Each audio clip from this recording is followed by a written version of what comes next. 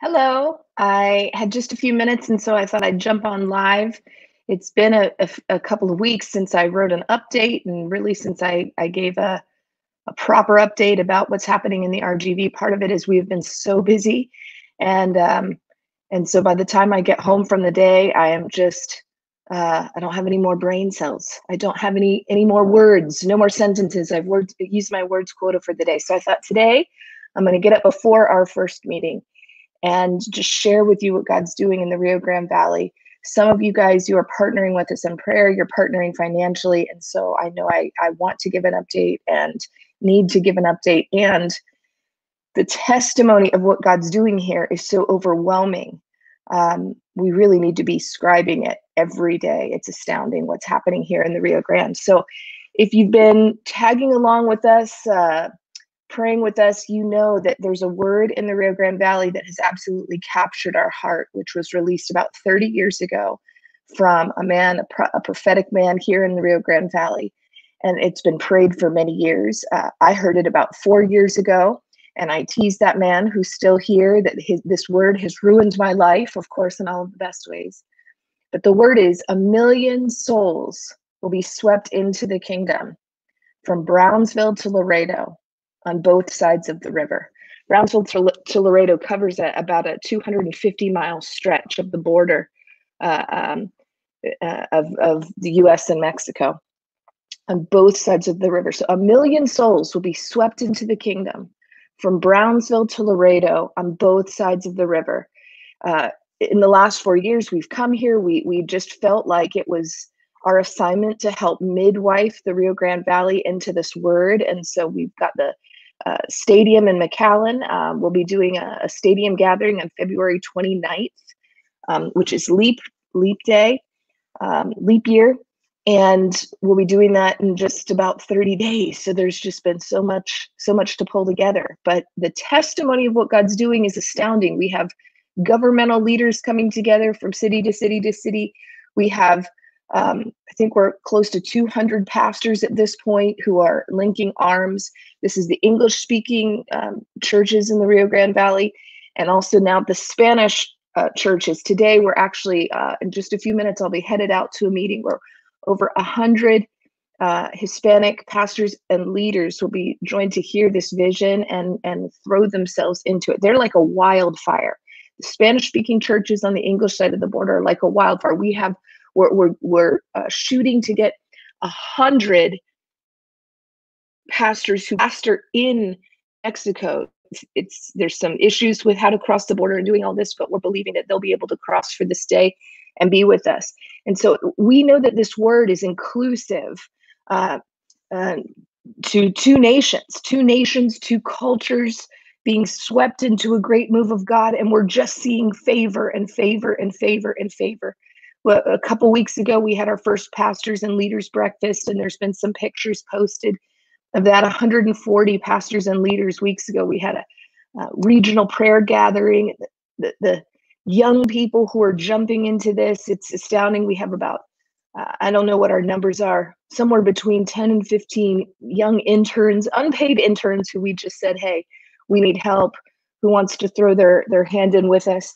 And they're jumping in with us, and some of the most incredible young people I've ever worked with, and their work ethic and just their desire to see the Rio Grande Valley come together. We're reaching out across denominations. For many years, there's been a big schism here between the Protestant churches and the Catholic churches. But there's a word here that Chuck Pierce released the last time he was here, talking about a great door of faith opening to the Catholic Church in the Rio Grande Valley. And so after some discussion and talking with the pastors here, I said, what do you think about pursuing that and knocking on the door and seeing what happens? And so last week I had a meeting with a deacon of the Catholic Church, and he's putting me in front of one of the bishops who's here in the Rio Grande Valley. And I just want to tell you from my conversations, I've only had 2 conversations with Catholic leaders here, and the Catholic leaders are saying, we want to be part of this. We want to fill the bowls. Never has this happened in the Rio Grande Valley. So there's a lot of firsts. We have men and women working together. We have an older generation and a younger generation working together. So I'm kind of looking for these pairs that need to be reconciled, these things that have not come together that need to come together. And we believe this will be the beginning of bringing the nets together for the great harvest of souls that God is bringing into the Rio Grande Valley. So I see you, Zizi and Audrey. Thanks for catching us live. And what else can I say? Pray for us. Pray that we continue to have favor. Oh, I know. What else has happened? Radio. There's 30 radio stations here. 22 of those are 24/7. And these pastors are taking it upon themselves to work with us to write the radio spots, and they're paying for the spots even themselves. And it's going out to all of the radio stations. I'm telling you, this thing is catching like a wildfire. I don't even really know what to say. I've just never quite seen this before. Never have I seen the parts and pieces come together. There's been a lot of tears. We talk a lot about the fact that we've tried every evangelism effort in the world except loving one another. And could it be that if we would lay down our offenses as pastors and leaders and even business leaders, if we'd lay down our offenses, that people would know that we're truly disciples of Jesus, and that Jesus, when he's lifted up, will draw all men to himself? Is this not maybe the evangelism tactic that's been missing? And so there's been a lot of laying down of offense, a lot of real conversation of just, I don't know, transparent conversation about the pain and the hurt of many years.